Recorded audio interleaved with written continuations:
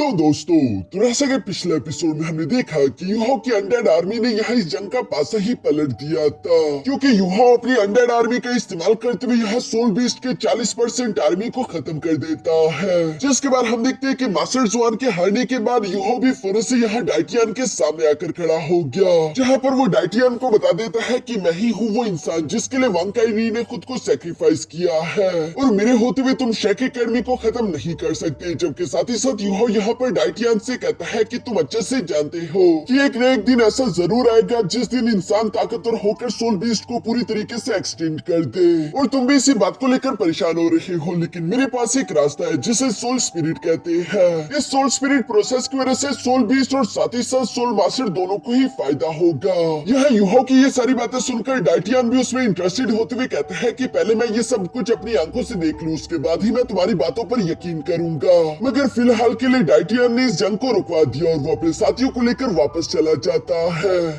अब आगे तो नेक्स्ट एपिसोड की शुरुआत यहाँ कुछ दिनों बाद से होती है, जहाँ पर हम देखते हैं कि यूहो भी डाइटियन के साथ यहाँ स्टारडो फॉरेस्ट के सेंटर में आ चुका था। जहाँ पर आते यूहो अपने आसपास की जगह को देखते हुए कहता है कि वाह, ये जगह कितनी ज्यादा खूबसूरत है। मैंने सोचा भी नहीं था कि स्टारडो फॉरेस्ट का सेंटर ऐसा होगा। इस पर डाइटियन यूहो को जवाब देते हुए कहता है कि इसे लाइफ लेक कहते हैं, जिसका पानी काफी पवित्र है। अगर तुमने इस लाइफ लेक का पानी पी लिया तो इसकी वजह से तुम्हारी सारी की सारी सोल पावर दोबारा से रिस्टोर हो जाएगी। डाइटियन की ये बातें सुनकर यूहो ने जब उस लाइफ लेक का पानी पिया तो अचानक से वो महसूस करता है कि उसकी बॉडी के अंदर सारी थकावट खत्म हो गई और उसकी जितनी भी सोल पावर पिछली जंग की वजह से खत्म हुई थी वो सारी की सारी रिस्टोर हो गई है। इसलिए यूहो खड़े होते हुए यहाँ डाइटियन से कहता है कि इस जगह को तो बाहर के लोग काफी जरा गलत समझते थे। इंसानों के हिसाब से ये जगह खूनी और श्रापित है, लेकिन किसे मालूम था कि ये जगह बीस्ट के लिए किसी जन्नत की तरह है। डाइटियन भी यूहो को जवाब देते हुए कहता है कि हाँ, तुमने सही कहा, हमारे स्टारडो फॉरेस्ट की जिंदगी इसी लेक से जन्मी है।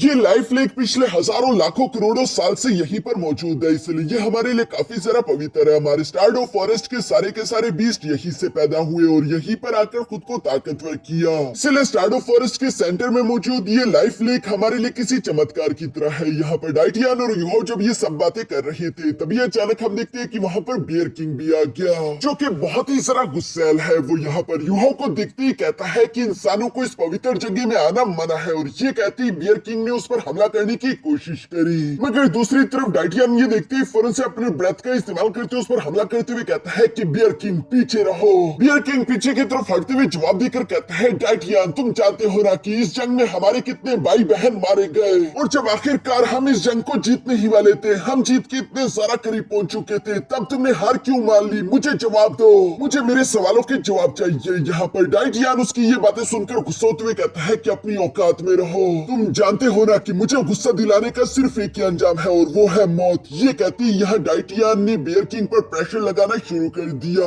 जिससे बियर किंग को काफी ज्यादा तकलीफ हो रही थी और वो डाइटियन से फौरन माफी मांगते हुए कहता है कि डाइटियन मुझे माफ कर दो, लेकिन तुम अच्छे से जानते हो कि मेरा ये गुस्सा क्यों है। हमारे इतने भाइयों को हमने खो दिया। इस पर डाइटियन जवाब देते हुए कहता है कि ठीक है, तुम्हारे सवाल का जवाब यही है कि इंसानों की ताकत ऑलरेडी हमारी एक्सपेक्टेशन से ज्यादा बढ़ चुकी है और जंग के आखिर में तो उनकी रीइंफोर्समेंट भी आ चुकी थी। अगर हम अपनी पूरी जान लगाकर शेक एकेडमी को तबाह बर्बाद कर भी देते तो बताओ कि इसके लिए हमें कौन सी कीमत चुकानी पड़ती, क्योंकि इस तबाही की वजह से बाकी के कंट्रीज ने भी बारी बारी करके हम पर हमला करना था और आखिरकार हम लोग तबाह बर्बाद हो जाते।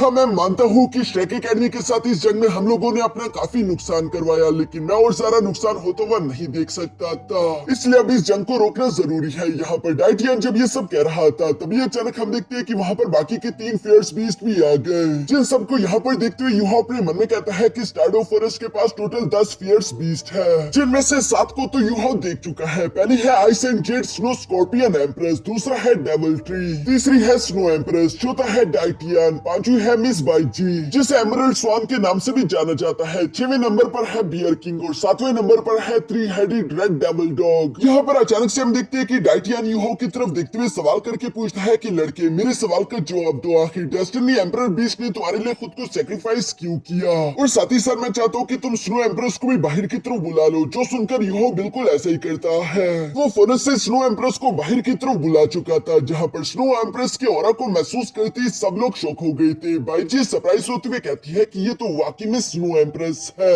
ऐसा लग रहा है जैसे कि स्नो एम्प्रेस की फिजिकल बॉडी डिस्ट्रॉय होने के बाद अब वो बस सिर्फ एक एनर्जी फॉर्म में कन्वर्ट हो चुकी है। वैसे अगर कोई भी इस जान से मारा जाए तो उसकी एग्जिस्टेंस पूरी तरीके से खत्म हो जाती है। सोल मास्टर बस सिर्फ उसे एक सोल टेक्निक की तरह इस्तेमाल करते हैं, उसकी अपनी कोई कॉन्शियसनेस या फिर एग्जिस्टेंस नहीं होती। लेकिन सोल स्पिरिट का केस अलग है। यहाँ पर ये पूरी तरीके से अपनी कॉन्शियसनेस रखते हैं और ये बाहर की तरफ आकर सोल मास्टर के साथ एक बाउंडिंग बनाते उसकी मदद भी कर सकते हैं। जैसा कि अक्सर हम लोगों ने फाइट में देखा है कि स्नो गर्ल यूहो की मदद करते हुए उसके साथ मिलकर फाइट करती है। अब यहाँ जब स्नो एम्प्रेस को यूहो ने दिखा दिया था तो इसके बाद यूहो वांग काइनीर के बारे में भी बताने लगा कि मैं डेस्टिनी एम्परर बीस्ट से पहली दफा स्टारडो फॉरेस्ट में मिला था। और उसके बाद वो सारी की सारी कहानी बता देता है कि कैसे वांग काइनीर हमारे श्रेक एकेडमी आई, उसके साथ मेरी दोस्ती हुई और आखिरी फाइट हम लोगों की सन मून एम्पायर में हुई थी, जहाँ पर हम लोगों ने 3 डोलो सोल मास्टर्स का मुकाबला करते हुए कई सारे यंग सोल मास्टर्स की जान बचाई थी। जहाँ पर जब मैं मौत की कगार तक पहुंच चुका था तो वांग काइनीर ने खुद को सैक्रिफाइस करते हुए मुझे बचा लिया।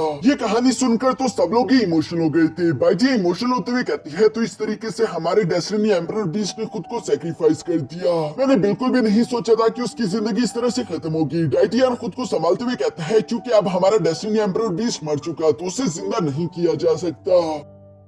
लेकिन यूहो तुमने जिस सोल स्पिरिट टेक्निक के बारे में हमें बताया था, क्या तुम सच में वो परफॉर्म कर भी सकते हो? इवन की डबल ट्री भी यूहो से सवाल करते हुए कहता है कि लड़के इस सवाल का जवाब दो कि सोल स्पिरिट बनने के बाद हमारे सोल बीस्ट के पास कितनी कॉन्शियसनेस रहेगी। जिस पर यूहो जवाब देते हुए कहता है कि सोल स्पिरिट के पास तकरीबन 70% तक कॉन्शियसनेस रहेगी। स्नो एम्प्रेस का केस अलग है। असल में वो मरने वाली थी। मेरे मास्टर ने खुद के डिवाइन सेंसेस को जलाकर बहुत ही मुश्किल से स्नो एम्प्रेस को मरने से बचाया था।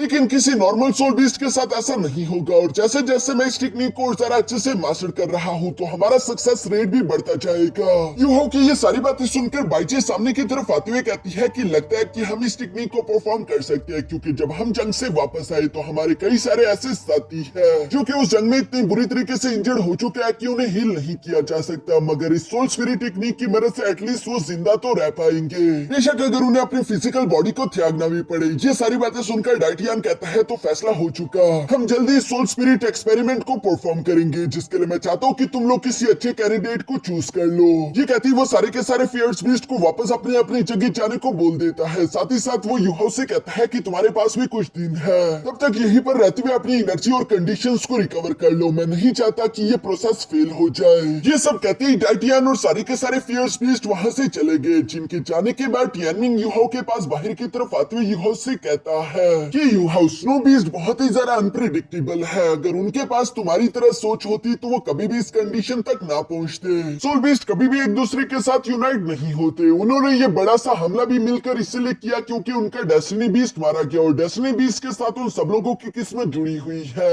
अगर डेस्टिनी बीस्ट ना हो तो ये लोग कभी भी एक दूसरे के साथ मिलकर कोई कदम नहीं उठाते। एक तरफ है इंसान जो कि दिन रात मेहनत करते हुए खुद को सोल गाइडेंस टेक्नोलॉजी में इंप्रूव करते जा रही है, और दूसरी तरफ है ये सोल बीस्ट जिन्हें एक दूसरे से लड़ने के अलावा कुछ और आता ही नहीं। यूहो टियानमिंग की ये सारी बातें सुनकर जवाब देते हुए कहता है कि ब्रदर टियानमिंग, क्या तुम ये सब कुछ इसलिए कह रहे हो क्योंकि डाइटियन और बाकी के बीस्ट ने मिलकर तुम्हें कैद कर लिया था ताकि वो तुम्हारी लाइफ एसेंस को एब्सॉर्ब कर सके।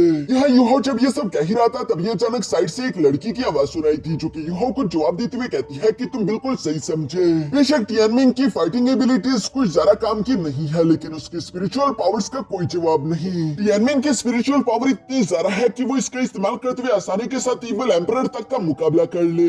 यूहो भी यहाँ पर उस लड़की की ये सारी बातें सुनकर शॉक होते हुए कहता है कि आइस जेट स्कॉर्पियन एम्प्रेस, तुमने भी ह्यूमन फॉर्म ले लिया, ये तो कमाल की बात है। तभी अचानक हम देखते हैं कि टियानमिंग भी फन से बिंगबिंग के पास आकर उसके साथ चिपकते हुए कह रहा था कि देखो ब्रदर यूहो, हम दोनों एक दूसरे के साथ कितने क्यूट और प्यारे कपल दिखते हैं, मगर बिंगबिंग उसे मुक्का मारते हुए नीचे की तरफ गिरा देती है। साथ ही साथ बिंगबिंग कहती है कि अगर डाइटियन और बाकी के बीस्ट ने उस टाइम पर टियानमिंग को कैद करके उसके लाइफ एसेंस को एब्सॉर्ब ना किया होता होता तो अब तक तो टियानमिंग इतना ज्यादा ताकतवर हो चुका होता कि वो स्टारडो फॉरेस्ट का 11th फियर्स बीस्ट बन जाए। यहाँ पर टियानमिंग की ये तारीफ बिंगमिंग के मुंह से सुनकर यूहाओ मुस्कुराते हुए कहता है कि शायद valley of love and passion के दौरान तुम्हारा और टियानमिंग का आपस में कनेक्शन और भी ज्यादा मजबूत हो गया। जो सुनकर तो बिंगमिंग ब्लश करने लगी और वो ब्लश करते हुए जवाब देकर कहती है कि नहीं ऐसी कोई बात नहीं। साथ ही साथ टियानमिंग यहाँ पर यूहाओ से कहता है कि यूहाओ तुम जानते हो कि मैं और आइस जेड स्कॉर्पियन एम्प्रेस हम दोनों पहले ही बाकी के सोल बीस्ट से अलग होकर तुम्हारी बॉडी के अंदर रहने लगे थे। तब तक तो इस सोल स्पिरिट का कॉन्सेप्ट भी नहीं था, लेकिन अब मैं चाहता हूँ कि बाकी के सारे सोल बीस्ट भी सोल स्पिरिट के कॉन्सेप्ट को एक्सेप्ट कर ले, क्योंकि मैं नहीं चाहता कि इस डोलो कॉन्टिनेंट से सारे के सारे सोल बीस्ट हमेशा हमेशा के लिए एक्सटिंक्ट हो जाए। यूहाओ सिर्फ तुम ही हो वो इंसान जो कि मेरी ख्वाहिश को पूरे करते हुए सोल बीस्ट को इस दुनिया से एक्सटिंक्ट होने से बचा सकता है। ये सारी बातें सुनने के बाद हम देखते हैं कि यूहाओ अगले कुछ दिनों तक वहीं पर सोल पावर इकट्ठा करते हुए कल्टीवेशन शुरू कर देता है। इस लाइफ लेक में यूहाओ की कल्टीवेशन दुगनी रफ्तार के साथ आगे की तरफ बढ़ रही थी। यूहाओ बहुत ही अच्छा महसूस कर रहा था क्योंकि उसकी टेक्निक काफी ज्यादा पावरफुल हो चुकी थी। साथ ही साथ यूहाओ इस टेक्निक को परफॉर्म करते हुए एल्डरमो को याद करते हुए कहता है कि अच्छा तो उनका ये मतलब था अगर मेरी स्पिरिचुअल पावर और सोल पावर एक दूसरे के साथ मर्ज करते हुए नेचर के साथ एक हो जाए तो मैं इस तरह के अटैक्स जनरेट कर सकता हूँ। यहाँ पर यूहाओ जब ये सब कह ही रहा था तभी अचानक हम वहाँ पर एक आदमी को देखते हैं जिसके पास 2 ड्रैगन विंग्स भी थे और वो यूहाओ की तरफ बढ़ते उसकी इस टेक्निक की तारीफ करते हुए कहता है कि ये टेक्निक वाकई में कमाल की है। यूहाओ भी यहाँ पर उस आदमी को देखते हुए फन से पहचान किया था कि ये आदमी कोई और नहीं बल्कि सीनियर डाइटियन है, इसलिए वो बहुत ही रिस्पेक्टफुली जवाब देते हुए कहता है कि सीनियर डाइटियन आप तो बिला वजह ही मेरी तारीफ कर रही हो, ये टेक्निक तो इतनी भी खास नहीं थी। जिस पर डाइटियन यूहाओ को जवाब देते हुए कहता है कि बिला वजह इस तरह की बातें मत करो, मैं जानता हूँ कि तुम कितने ज्यादा खास हो, तुम्हारे पास इतनी छोटी उम्र में कई सारे ऐसी क्वालिटीज है जो कि मैंने बहुत सारे इंसानों में नहीं देखी। सबसे पहले तो तुमने मुझे इसी बात से इम्प्रेस कर दिया कि तुम ये बात अच्छे से जानते रहे कि तुम इस वक्त कहाँ पर मौजूद हो, ये जगह तुम्हारे लिए कितनी ज्यादा खतरनाक है, लेकिन तुम्हारे कंसंट्रेशन पर इससे जरा सा भी फर्क नहीं पड़ा। तुमने अपने कल्टीवेशन पर अच्छे से ध्यान लगाते हुए फोकस किया और इसी वजह से तुम ये सब कुछ मेंटेन कर पाए। तुम्हारी इसी बहादुरी की वजह से तो मैं तुमसे इम्प्रेस हो चुका हूँ। अब चलो शर्माओ मत और मुझे दिखाओ कि इन पिछले कुछ दिनों में तुमने कितना इम्प्रूव करा है। डाइटियन की ये सारी बातें सुनने के बाद यूहाओ भी अब होल्ड बैक नहीं करता और वो फौरन से अपने अटैक्स को जनरेट करते हुए यहाँ डाइटियन पर हमले करने लगा, मगर डाइटियन उसके सारे अटैक्स को अपनी बॉडी पर आसानी के साथ झेल रहा था, चाहे यूहाओ को क्ला अटैक हो या फिर उसके सोल गाइडेंस कैनन का अटैक। किसी भी चीज से डाइटियन को फर्क नहीं पड़ता, बल्कि वो तो अपनी जगह से हिल भी नहीं रहा था। जो सब देखकर यूहाओ ने फौरन से अपने एम्परर सोर्ड को बाहर की तरफ निकाल लिया था और वो इसका इस्तेमाल करते हुए डाइटियन पर हमला करने की कोशिश करता है, मगर दूसरी तरफ हम देखते हैं कि डाइटियन तो बिना अपनी जगह से हिले बस सिर्फ मुस्कुराते हुए अपनी एनर्जी को अनलीश करके उसे पीछे की तरफ धकेल देता है। साथ ही साथ वो यूहाओ से कहने लगा कि इस तरह की मामूली अटैक्स मेरा कुछ नहीं बिगाड़ सकते, अपनी पूरी जान लगा दो। ये कहते ही डाइटियन ने अपनी बॉडी से एक बहुत ही खतरनाक एनर्जी वेव अनलीश कर दी जिससे टकराते यूहाओ की सोल तक हिल जाती है। और अब यूहाओ भी समझ चुका था कि अगर उसे डाइटियन को इम्प्रेस करना है तो उसे अपने किसी पावरफुल अटैक को जनरेट करना ही होगा, जिसके लिए हम देखते हैं कि यूहाओ सबसे पहले वहां पर एक गोल्डन स्टार फॉर्मेशन क्रिएट करते हुए खुद को नेचर के साथ एक कर देता है, जिसकी वजह से यूहाओ की स्ट्रेंथ काफी हद तक इंप्रूव हो चुकी थी और वो तेजी के साथ आगे की तरफ बढ़ते हुए डाइटियन पर पंचेस की बरसात करने लगा। जिन पंचेस से डाइटियन को ज्यादा फर्क तो नहीं पड़ रहा था, लेकिन वो देख रहा था कि यूहाओ का ऑरा अचानक से ग्रो कर चुका है। इवन के डाइटियन इंप्रेस होते हुए अपने मन में कह रहा था कि मुझे यकीन नहीं आता कि कोई इंसान नेचर के साथ खुद को इस हद तक कंपैटिबल कर सकता है। ये लड़का वाकई में एल्डर मू का डिसाइपल बनने की काबिल है, क्योंकि इसने इंसानी फाइटिंग स्किल्स को एक नई बुलंदी तक पहुंचा दिया है। कोई टाइटल लेवल डोलो सोल मास्टर भी ये काम नहीं कर सकता। सिर्फ इस दुनिया में कुछ ऐसे इंसान हैं जो कि अपनी टेक्निक्स को इतने अच्छे से रिफाइन कर सकते हैं। यहाँ पर डाइटियन जब ये सब कह रहा था तब तक हम देखते हैं कि दूसरी तरफ यूहाओ हवा में जंप करते हुए अपने होमडोंग पाम अटैक को जनरेट करना शुरू कर चुका था, जिसमें वो अपने मिस टांगवुटंग के लिए फीलिंग्स का इस्तेमाल करता है और इसलिए यूहाओ की ये टेक्निक सबसे ज्यादा डेंजरस थी। नीचे की तरफ मौजूद डाइटियन भी इस बड़े से पाम अटैक को अपनी तरफ आता हुआ देखकर थोड़ा सा परेशान हो गया। वो यूहाओ और मिस टांगवुटंग के बहुत बड़ी छवि को देख पा रहा था, जिसके सामने डाइटियन काफी छोटा लग रहा था। डाइटियन समझ गया था कि उसे इस अटैक को डॉज करना ही होगा, क्योंकि ये अटैक डाइटियन को चोट पहुंचा सकती थी, लेकिन वो ऐसा दिखाता नहीं क्योंकि वो खुद भी एक गॉड लेवल का सोल बीस्ट है। हम देखते हैं कि उसने सिर्फ एक ही उंगली का इस्तेमाल करते हुए यहाँ पर जमीन के अंदर बहुत बड़ा क्रैक कर दिया, जिसको देखकर तो ऐसा लग रहा था कि जमीन बीच में से आधी हो चुकी है और ये डाइटियन ने सिर्फ एक उंगली का इस्तेमाल करते हुए किया था, जहाँ पर हम देखते हैं कि यूहाओ का वो पाम अटैक उस क्रैक के अंदर जाकर गायब हो गया और जमीन दोबारा से आकर जुड़ जाती है, जबकि यूहाओ भी उस प्रेशर की वजह से पीछे की तरफ दिखने लग गया था। यूहाओ खड़ा होकर यहाँ डाइटियन का शुक्रिया अदा करता है क्योंकि डाइटियन की वजह से उसे गाइडेंस मिली थी, जबकि डाइटियन भी एटीट्यूड के साथ यूहाओ से कहता है कि अपनी ट्रेनिंग को इसी तरह से जारी रखो, मैं 2 दिन बाद तुमसे मिलने के लिए आऊंगा। और ये कहती है डाइटियन फौरन वहाँ से रवाना हो गया, जहाँ रास्ते में जाते हुए डाइटियन उसी लास्ट अटैक के बारे में सोच रहा था और वो अपने मन में कहता है कि वो अटैक वाकई में काफी ज्यादा खतरनाक था, जिसे मुझे मजबूरन डॉज करना पड़ा। इस लड़के में गॉड बनने की काबिलियत है। दूसरी तरफ हम देखते हैं कि यूहाओ 2 दिन तक लगातार इसी तरह लाइफ बाउंड में बैठकर अपनी कल्टिवेशन प्रैक्टिस करता रहा, जहाँ अचानक से बाइची आ जाती है और वो डाइटियन से कहने लगी कि सारी तैयारियां मुकम्मल हो गई, जबकि शेक एकेडमी के रिप्रेजेंटेटिव भी आ चुके हैं। ये सुनने के बाद डाइटियन यूहाओ को लेकर फौरन से वहाँ पर पहुंच गया, जहाँ पर पहले से ही कई सारे सोल बीस्ट मौजूद थे, जबकि साथ ही साथ मास्टर जुआन और शेक एकेडमी के बहुत सारे डिसाइपल्स भी यहाँ पर आ चुके हैं। यूहाओ तो उन्हें देखकर मुस्कुराने लगा, जबकि मिस्टर बीवी को यूहाओ की फिक्र हो रही थी, मगर मास्टर जुआन उसे शांत करते हुए अपनी जगह पर रुकने को बोलते हैं। साथ ही साथ वो डाइटियन से कहते हैं कि डाइटियन, जैसा कि हमने तुमसे वादा किया था, लो हम यहाँ पर आ गए। जो सुनकर डाइटियन भी यूहाओ से कहता है कि बातों में समय जाया नहीं करते, तुमने जो थ्योरी हम लोगों के सामने पेश की थी, वक्त आ गया कि तुम उसे प्रूव करो और हम सब लोगों को ये सोल स्पिरिट बनाने का एक्सपेरिमेंट करके दिखाओ। यहाँ पर ये सारी बातें सुनकर बियर किंग धीरे से यूहाओ के पास आकर डाइटियन से कहता है, डाइटियन, क्या तुम्हें नहीं लगता कि हमें इस लड़के पर कोई सील लगा देना चाहिए ताकि ये यहाँ से भाग ना जाए? मगर दूसरी तरफ डाइटियन तो उसे गुस्से से घूर कर देखता है, इसलिए बियर किंग को मजबूरन पीछे की तरफ हटना पड़ा, जो कि इस बात को शो करता है कि डाइटियन को यूहाओ पसंद आने लगा है। मगर बियर किंग को ये बात बिल्कुल भी हजम नहीं हो रही थी और उसे यूहाओ पर बहुत ही गुस्सा आ रहा था। तभी दूसरी तरफ हम देखते हैं कि यूहाओ भी मुस्कुराते हुए आगे की तरफ बढ़कर सोल बीस्ट और इंसानों के बीच में आकर खड़ा हो गया, जहाँ वो ऊंची आवाज में कहता है कि मैं चाहता हूँ कि इंसान और सोल बीस्ट दोनों ही अपने अपने कैंडिडेट्स को आगे की तरफ भेज दे।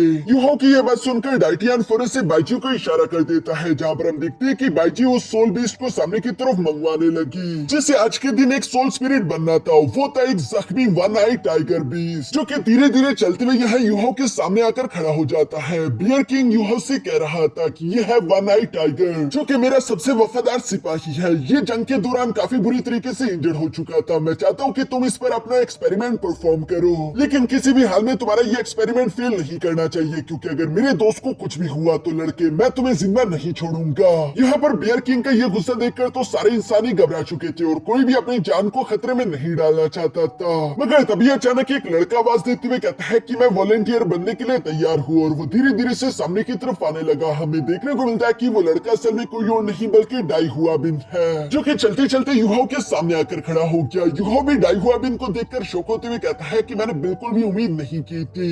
ये सुनकर डाई हुआ बिन यूहाओ को जवाब देते हुए बताता है, यूहाओ, मैं जानता हूँ कि बचपन से हम दोनों एक दूसरे को पसंद नहीं करते, तुम भी मुझसे यकीनन नफरत करते होंगे, लेकिन ये सब कुछ अलग चीजें हैं। मैं सिर्फ तुम्हारी उस एहसान का बदला चुकाना चाहता हूँ जो एहसान तुमने मेरे फादर की जान बचाकर किया था। दोस्तों, डाई हुआ बिन valley of love and passion की बात कर रहा है, जहाँ पर यूहाओ ने मास्टर ड्यूक की जान बचाई थी। जो सारी बातें जानने के बाद यूहाओ डाई हुआ बिन से कहता है कि ठीक है, फिर इस वन आई टाइगर को एक्सेप्ट करने के लिए अपने दिल को खोल दो, क्योंकि ये इस प्रोसेस के सक्सेसफुल होने के लिए जरूरी है, और अगर ये प्रोसेस कामयाब रहा तो डाई हुआ बिन वन आई टाइगर भी तुम्हारा सोल स्पिरिट बन जाएगा, और साथ ही साथ तुम सोल सेंट लेवल के वॉरियर बन जाओगे। जो सुनकर डाई हुआ बिन एग्री हो जाता है। तभी अचानक हम देखते हैं कि यूहाओ ने इस प्रोसेस को शुरू करने के लिए फौरन से अपने सोल रिंग्स को एक्टिवेट कर दिया, जहाँ पर यूहाओ के 7 सोल रिंग्स देखकर तो सब लोग ही शौक हो गए थे, और उसकी एक सोल रिंग तो 1 लाख साल पुरानी थी, जो देखकर डाई हुआ बिन अपने मन में कह रहा था कि शायद अगर मैं अपनी पूरी जिंदगी भी लगा दूं तब भी मैं कभी यूहाओ की बराबरी नहीं कर पाऊंगा। दूसरी तरफ हम देखते हैं कि यूहाओ भी फौरन से सोल स्पिरिट को बनाने का प्रोसेस शुरू कर देता है, जिसके लिए यूहाओ ने अपने गॉड इलेक्ट्रोलक्स की पावर्स को एक्टिवेट कर दिया। इस नेक्रोमेंसी स्पेल कास्टर टेक्निक के अंदर हम देखते हैं कि यूहाओ के हाथ में इलेक्ट्रोलक्स के वेपन्स आ चुके थे। साथ ही साथ यूहाओ स्पिरिट सोल बनाने के मंत्र को भी परफॉर्म कर रहा था, जहाँ पर हम देखते हैं कि यूहाओ अपने ट्राइन का इस्तेमाल करते हुए यहाँ सोल बीस्ट और इंसान के बीच एक बाउंड बनाने की कोशिश करता है, जो प्रोसेस बहुत ही स्मूथली परफॉर्म कर रहा था। यूहाओ कहता है कि तुम्हें अपनी फिजिकल बॉडी को त्यागना होगा, उसके बाद ही तुम दोनों हमेशा हमेशा के लिए एक दूसरे के साथ जुड़ जाओगे। इस बॉन्डिंग में तुम्हें एक न्यू जिंदगी मिलने वाली है। यहाँ पर इससे पहले कि सोल बीस्ट और ये इंसान दोनों एक दूसरे के साथ बाइंड हो पाते, तभी अचानक हम देखते हैं कि बियर किंग के फेस पर एक इविल स्माइल आ गई थी, जबकि साथ ही साथ वन आई टाइगर बीस्ट भी फौरन से यहाँ पर अपनी एनर्जी इकट्ठा करते हुए यूहाओ पर हमला करने के लिए खुद को तैयार कर चुका था। मिस्टर जुआन तो ये देखकर चिल्लाते हुए यूहो से कहते हैं कि यूहो जरा संभल कर, मगर दूसरी तरफ यूहो बिना पीछे देखे पहले से ही तैयार था। हम देखते हैं कि वो फरस से इटर्नल फ्रॉस्ट टेक्निक का इस्तेमाल करते हुए वन आई टाइगर बीस्ट को फ्रीज कर देता है और साथ ही साथ एम्परर पाम टेक्निक का इस्तेमाल करते हुए यूहो काफी आसानी के साथ उस वन आई टाइगर बीस्ट को कुचल देता है, जो देखकर तो बियर किंग को बहुत ही ज्यादा गुस्सा आ गया। वो गुस्सा होते हुए यूहो पर चिल्लाकर कहता है कि कमीने आखिर तुमने ये क्या कर दिया, तुमने इस मौके का इस्तेमाल किया मेरे सिपाही को जान से मारने के लिए, मैं तुम्हें इसके लिए माफ नहीं करूंगा। बियर किंग असल में चाहता ही नहीं था कि इंसान और सोल बीस्ट कभी भी एक दूसरे के दोस्त बने, जबकि दूसरी तरफ हम देखते हैं कि यूहो यहाँ पर उस वन आई टाइगर बीस्ट को मारने के बावजूद भी काफी कूल तरीके से खड़ा था, जैसे कि उसे ज्यादा फर्क नहीं पड़ता। अब इसके बाद कौन सी जंग शुरू होने वाली है ये तो हमें नेक्स्ट एपिसोड में ही जानने को मिलेगा, क्योंकि इसी सीन के साथ हमारा ये एपिसोड यहीं पर खत्म हो जाता है।